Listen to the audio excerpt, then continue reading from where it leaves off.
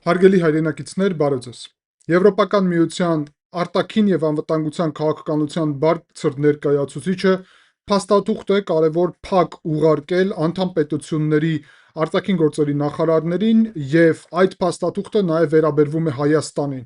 Շատ կարևոր փաստաթուղթ է, բայց փակ է եւ ուստի մենք հղում կարող ենք անել այս փաստաթուղթի վրա միայն կոնկրետ աղբյուրի միջոցով, որը լրագրող Ռիկարդ Ոզնյակն է, ռադիոազատության լրագրողն է, որը աշխատում է Բրյուսելում երկար ժամանակ եւ ես իհարկե երկար ժամանակ է հետեւում եմ Ոզնյակին, անձամբ էլ հետը ծանոթ եմ, մի քանի անգամ ինքը Թբիլիսի եղել է եւ հաշվի առնելով այդ ամենը գիտեմ իր կապերը նաեւ Բրյուսելում եւ հասկանում եմ, որ այս փաստաթուղթը ուստի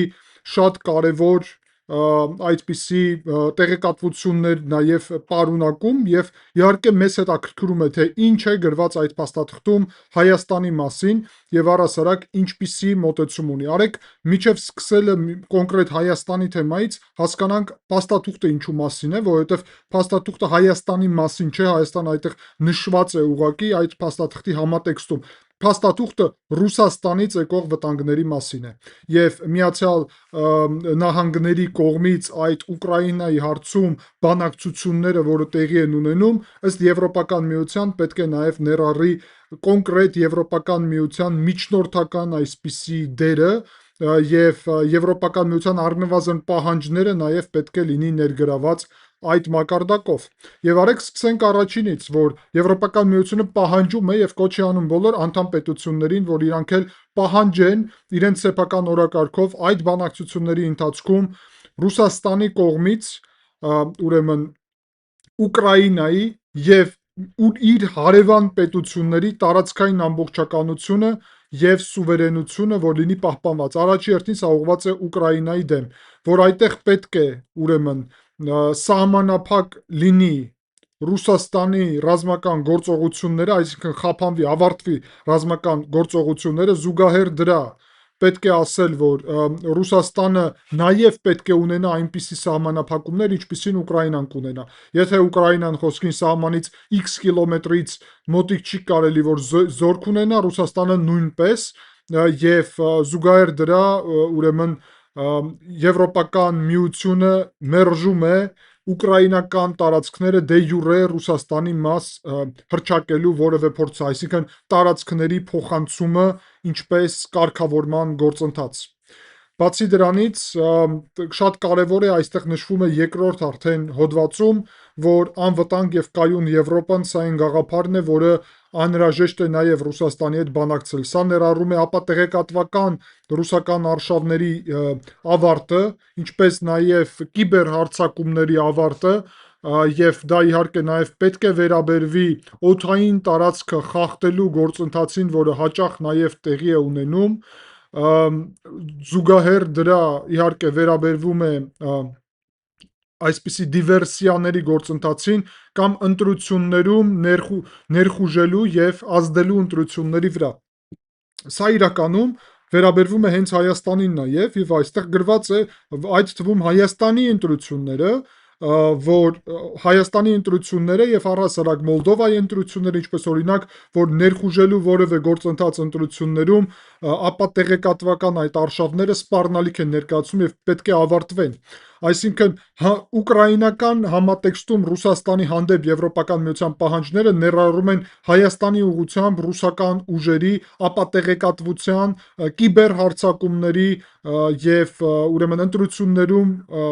միջամտելու գործընթացի ավարտ, բայց եւս մեկ ամենակարևոր արդեն այդ հղումը Հայաստանի վրա։ Եվրոպական միությունը պահանջում է Ռուսաստանից, որ Բելարուսի տարածքում չլինի միջուկային զենք։ Զուգահեռ դրա պահանջում է, որ Ռուսաստանի զորքերը ներկա չլինեն Բելարուսում, Ուկրաինայում, Մոլդովայում, Վրաստանում եւ Հայաստանում։ Այսինքն ըստ Եվրոպական միության ռուսական զորքերը օկուպացված Աբխազիայից, Հարավօսիայից, ուրեմն Տրանսնիստրիայից, այսինքն Մերձդնեստրյան այդ տարածքից, որի մասին մենք ձեր հետ նաև խոսել ենք վերջերս եւ վերլուծություն ենք պատրաստել Ուկրաինա եւ Մոլդովայի միասնական գործունեության ուղղությամբ այդտեղ, որ սահմանափակեն այդ հնարավորությունները եւ ուշադրություն Հայաստանից եւ Բելարուսից նաեւ, բայց եթե Բելարուսի դեպքում իշխանությունների կողմից աջակցություն կա, ապա Հայաստանի դեպքում մենք փաստացի կարանք Եվրոպական միության հետ զուգահեռ ունենալ այդ քաղաքականությունը, որ Հայաստանի տարածքից ռուսական զորքերը դուրս գան, այսինքն Եվրոպական միությունը հետաքրքրված է նրանում, որ Հայաստանի տարածքից դուրս գա ռուսական զորքերը, սա ուղիղ եւ բացահայտասվում է, ինչպես նաեւ կանգնացնեն ուրեմն ապատեղեկատվական այդ արշավները եւ նաեւ ներխուժումը Հայաստանի ընտրությունների մեջ։ Եվ հաջորդ պահանջը վերաբերվում է, որ Ռուսաստանը վերադառնա միջազգային իրավունքին եւ իր կողմից այդ պատասխանատվությունը եւ պարտականությունները կատարի միջազգային իրավունքով, նաեւ Եվրոպական միությունը իհարկե պատկերացնում է, որ բոլոր նրանք, ով հանցագործություններ են գործել Ուկրաինայում պատերազմի ժամանակ, պետք է կրեն պատասխանատվություն։ Եվրոպական միությունը նաեւ այստեղ ընդգծում է, որ Ուկրաինայի վերականգնման համար ուրեմն գումարները պետք է գա Ռուսաստանից, այսինքն ռուսական ակտիվներից, իսկ եվրոպական պետությունները ակտիվորեն կմասնակցեն այդ վերականգնողական գործողության մեջ։ Եվրոպական միությունը նաև պետք է ասել, որ 210 միլիարդ եվրոյի ռուսական եվրոյի այսպիսի արգելակներ են դրել եւ զուգահեռ դրա ուրեմն ոչ միայն արգելել են այդ գումարի օգտագործումը, այլ կարելի է ասել արգրավել են նաև ինչ որ առումով եւ հնարավոր է որ օգտագործեն նաև Ուկրաինայի վերականգնման համար, բայց պետք է ասել, որ այս պայդրությամբ այդ որոշումը դեռ կայացրած չէ։ Եվ երկրորդ կարևոր բաղադրիչը արդեն նաև Ռուսաստանին է վերաբերվում ներքաղաքական առումով, որ Ռուսաստանում պետք է ուրեմն ազատվեն քաղաքական բանտարկյալները, պետք է վերադարձվեն այն երեխաները, որոնց փախցրել են Ուկրաինայից, պետք է ապահովված լինի ԶԼՄ-ների ազատությունը, պետք է հետ տանեն օտար գործակալների մասին օրենքը եւ ավարտվի նաեւ ուրիշ սահմանափակումները քաղաքացիական հասարակության վրա, ինչպես նաև Ալեքսեյ Նավալնի եւ Բորիս Նեմցովի սպանությունների հետաքննում տեղի ունենա, մի խոսքով եւ նոր ընտրություններ Ռուսաստանում, այսինքն Եվրոպական միությունը այսպիսի լուրջ իր մոտեցումով կտրուկ հարված է տալի Ռուսաստանին եւ սրանով ցույց է տալի, որ միջև Ռուսաստանը նորմալ պետություն չդառնա, որտեղ այս ամեն ինչու մասին եք խոսում եք, նորմալ պետությունին է բնորոշ ուրեմն չխառնվել հարևանի գործերում, չներխուժել ռազմական ուժով, չհարցակվել որևէ մեկին, չկատարել սպանություններ, ուրեմն չսահմանափակել ազատ խոսքը եւ մարդու իրավունքները, միջև այս ամենը տեղի չունենա, Եվրոպական միությունը չի պատկերացնում Ռուսաստանի հետ հարաբերությունների բարելավման գործընթացը եւ դրանով փաստացի հստակ մեզ նաեւ կարեւոր ուղերձ է տալի, հարգելի այրենակիցներ, Եվրոպական միությունը ընկալում է, որ այս է մոտեցումը եւ եթե մենք էլ հասկանում ենք, որ Ռուսաստանի զորքերը վտանգ են, ռուսական գործակալները վտանգ են, Ռուսաստանի ներխուժումը ներքաղաքական դաշտում Հայաստանի վտանգ է, ապա մենք Եվրոպական միության անդամակցության համար կարելի ասել պատրաստ ենք զուտ գաղափարի մակարդակով մենք շատ իրար մոտիկ ենք, բայց դրան նաեւ ավելանում է եւս մեկ կարեւոր հատված։ Եվրոպական միությունը խոսում է Ուկրաինայի անդամակցության մասին եւ ընդգծում, որ ուրեմն Ուկրաինան ակտիվորեն քայլեր է անում, որ պատրաստ լինի Եվրոպական միության անդամակցության համար։ Չնայած նրա, որ կան տարբեր սահմանափակումներ այս առումով, պետք է ասել, որ նաև Եվրոպական միությունը քննարկում է նոր օրակարգ, որը նշանակում է, որ եւ ես սրա մասին խոսել էի ձեր հետ իրականում, սա վաղուց է ես նաև քննարկել եմ, որ այս օրակարգը նկատի ունի նաև կոնկրետ հնարավորություն, որ Եվրոպական միության անդամակցությունը փուլ առ փուլ լինի, այլ ոչ թե միանգամից կամ անդամ ես կամ անդամ չես, այլ փուլ առ փուլ։ Եվ այսինքն այս տրամաբանությամբ պետք է ասել, որ նույն Ուկրաինան կարող է արդեն ընդունվի Եվրամիություն եւ հետո կամաց միջև վերջ ինտեգրվի Եվրամիություն։ Այդ տրամաբանությունը շատ հետաքրքիր է Հայաստանի համար, որովհետեւ եթե այդ հնարավորությունը ստեղծվի, ապա մենք անելու ենք այդ քայլերը եւ սա եւս մեկ անգամ պատճառ է, որ նախորդ վերլուծությունը, որի մասին մենք խոսեցինք եւ որտեղ որ Գյումրի 2 ծրագրի մասին է խոսքը, մենք պետք է ընտրություններով չեղարկենք այդ գործընթացը եւ պատրաստ լինենք մեր ինքնիշխանությունը աճեցնելով, եթե Եվրոպական միությունը ներառի այս նոր հնարավորությունը անդամակցության, ապա փաստացի մենք կարող ենք դիմել Եվրոպական միությունին, անդամակցել Եվրոպական միությունին եւ հետո տարիների ընթացքում կամաց ինտեգրվել, այլ ոչ թե կամաց ինտեգրվել, հետո անդամակցել, եւ դա շատ կարեւոր է, շատ, որովհետեւ եթե մենք դուրս ենք գալի ԵԱՏՄ-ից եւ միջև այդ հանում ենք ռուսական զորքը դուրս են գալի ԵԱՏՄ-ից, հետո դիմում ենք Եվրոպական միությունին եւ կամաց անդամակցելու ուղղությամբ ենք գնում, դրան պետք կլինի կարողա 10 տարի։ Եվ այդ 10 տարվա ընթացքում մենք Ռուսաստանին հնարավորություն ենք տալի, որ ավելի շատ Հայաստանին հարվածեն, այդ թվում տնտեսական առումով։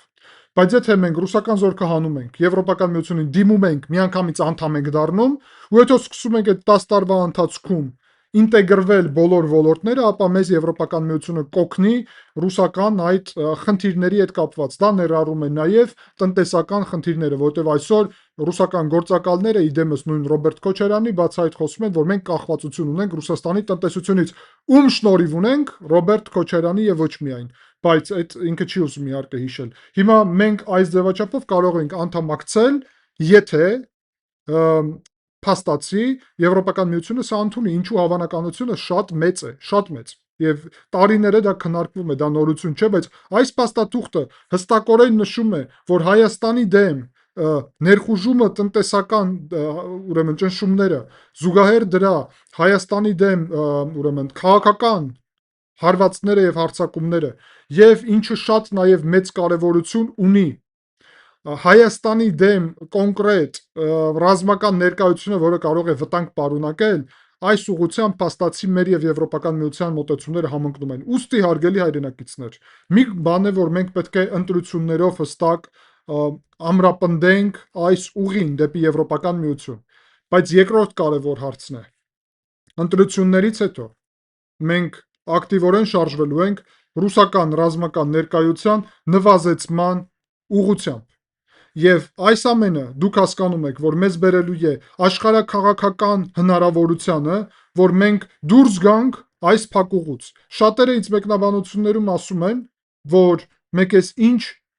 վատ աշխարհաքաղաքական իրավիճակում ենք հայտնվել։ Այո, այդպես է։ Ես հաճախ ամեն օր տարբեր թեմաներով խոսում եմ այստեղ Իրանի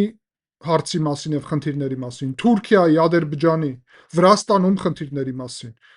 նաեւ տարածաշրջանի, այսինքն Հայաստանը գտնվում է շատ ծանր աշխարհաքաղաքական իրավիճակում,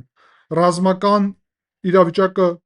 փաստացի լարված է տարածաշրջանում։ Եվ ուստի հաշվի առնելով սա, Եվրոպական միության ինտեգրման գործընթացը մեր համար կարևորագույն հնարավորություն է։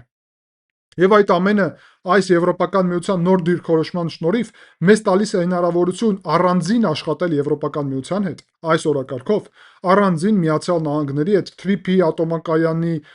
եւ չիպերի ուղղությունով, գիտեք, Միացյալ Նահանգների օրակարգը տարբերվում է հիմա, ավելի պրագմատիկ է, այստեղ շատ բարձր ժողովրդավարական այսպիսի ստանդարտների մասին է խոսքը Եվրոպական միությունից, միջազգային իրավունքի օրենքների։ Միացյալ Նահանգները այսօր ուժի լեզվով են խոսում։ Մեզ երկու տարբերակներ է պետք։ Չկա տարբերակ, որ մենք ընտրենք մեկը կամ մյուսը։ Հստակ ասում եմ ձեզ եւ ասեմ ավելին, շատ կարեւոր կապեր ունենալով Վաշինգտոնում եւ Բրյուսելում,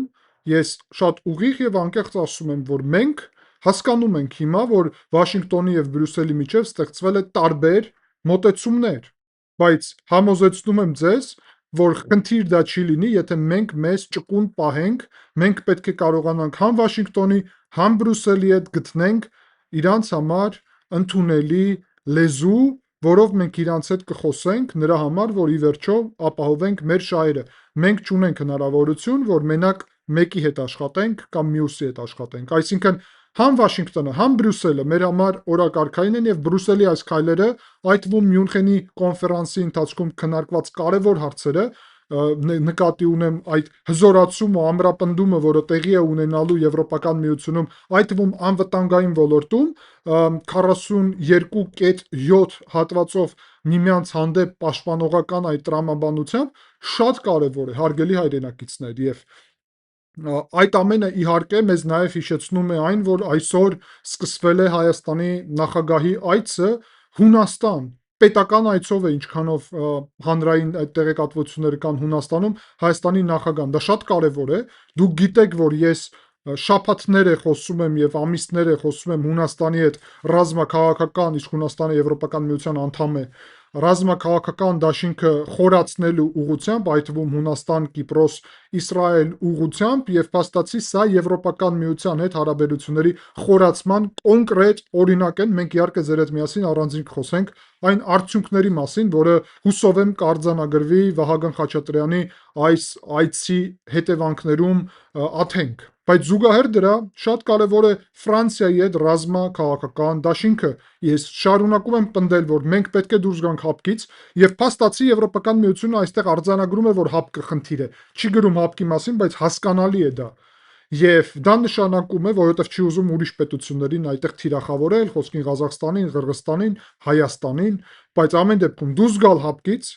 Ֆրանսիայի հետ կնքել պայմանագիր, որտեղ Ֆրանսիան դառնում է Եվրոպական միության ամենահզոր պետությունը ռազմական առումով, ամենակարևոր պետությունը ռազմական առումով, իր միջուկային զենքի բաղադրիչով նաև, եւ իհարկե Գերմանիայի հետ կնքեցինք կարևոր ռազմավարական հարաբերություններ, Հունաստանը պետք է լինի հաջորդ, թվում է, որ ռազմաքաղաքական պայմանագիր կկնքվի, այսինքն Ֆրանսիա, Հունաստան, Կիպրոս,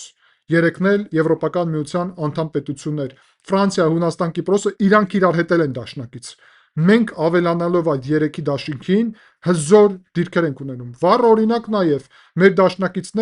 դաշնակիցների հետ են։ Ինչ նկատի ունեմ, Ֆրանսիայի նախագահ Էմանուել Մակրոնը այսօր գտնվում է Հնդկաստանում, հարգելի հայրենակիցներ։ Ֆրանսիան եւ Հնդկաստանը խորացնում են հարաբերությունները, Հնդկաստանը եւ Իսրայելը խորացնում են հարաբերությունները, եւ Իսրայելը եւ Հունաստանը խորացնում են հարաբերությունները։ Այսինքն այստեղ ձևավորվում է այսպիսի մի դաշինք, եւ ամենահետաքրքիրը ձեզ ասեմ, որ ըստ տարբեր տեղեկատվությունների Ֆրանսիան ուզում է գնել հնդկական զենք։ Այսինքն հնդկական զենքի այն օրինակները, որը Հայաստանը գնել է, հարգելի հայրենակիցներ, Ակաշի մասին է խոսքը, այնինչ մենք գնել ենք, փաստացի Ֆրանսիան էլ է ուզում գնել, որովհետև կարող է դրա որակը ամենաբարձր չէ, բայց դրա որակը միջին է, բայց նաև գումարը հասանելի է եւ կարա օգտագործվի ուրիշ նպատակներով։ Այդ թվում մենք չգիտենք Ֆրանսիան ինչու համար է դա գնում։ Շատ ուղիղ ասեմ։ Այսինքն Ֆրանսիան կարա գնի որևէ մեկին փոխանցի, Ֆրանսիան կարա գնի որևէ տեղ ուղարկի, նայած անպայման չի որ Ֆրանսիան իր զինված ուժերում դա ներգրավի։ Նաև կարան գնի, որ հետո աշխատեն համատեղ արտադրության ուղղությունով։ Այսինքն դա շատ կարևոր է եւ մենք այս ուղղությամբ պետք է խորացնենք Եվրոպական միության հետ հարաբերությունները։ Հիշեցնեմ նաև ձեզ, որ շաբաթներ առաջ Եվրոպական միությունը եւ Հնդկաստանը կնքեցին դարի պայմանագիր, որը վերաբերվում է ազատ առևտրին։ Այսինքն ամենախոշոր երրորդ տնտեսությունը աշխարհում դա Եվրոպական միությունն է եւ խոշորագույն տնտեսությունը, իսկ մարդկանց քանակով ամենամեծ պետությունը փաստացի իրանք կնքել են այսպիսի կարևոր պայմանագիր։ Մեր համար Եվրոպական միությունը մեր ապագա ընտանիքն է եւ Հնդկաստանը մեր համար ռազմավարական դաշնակից է։ Մենք այս կարևոր հնարավորություններից օգուտ ենք քաղելու, բայց այս օգուտը քաղելու համար շատ կարևոր է, որ մենք հունիսի 7-ի ընտրություններով շարունակենք այն կարևոր ճանապարհը, որի վրա կանգնել ենք։ Այո, ես միջև ընտրություններ չեմ հոգնելու կրկնել, որ սա պետք է արվի եւ հուսով եմ դուք էլ նաեւ ընկալումով կմոտենաք իմ այս ուղերձին, որովհետեւ տարբեր նաեւ ինձ վստահող մարդիկ, ես ուզում եմ որ այսա միշտ լսեն եւ հասկանան ինչքան կարեւոր է որ բոլորը գնան ընտրությունների, մասնակցեն եւ քվեարկեն քաղաքացիական պայմանագրի կամ արևմտամետ ընդդիմադիր ուժերի, խոսքին հանուն հանրապետություն եւ հանրապետություն կուսակցությունները, որ կարողանանք այս ուղին շարունակել Հայաստանում եւ այդ նպատակով հիմա առաջարկում եմ ձեզ դիտել այն վերլուծությունը, որը վերաբերվում էր ուրեմն Գյումրի 2 ծրագրին, որը այսօր ձեր հետ միասին նաեւ պատրաստել եմ։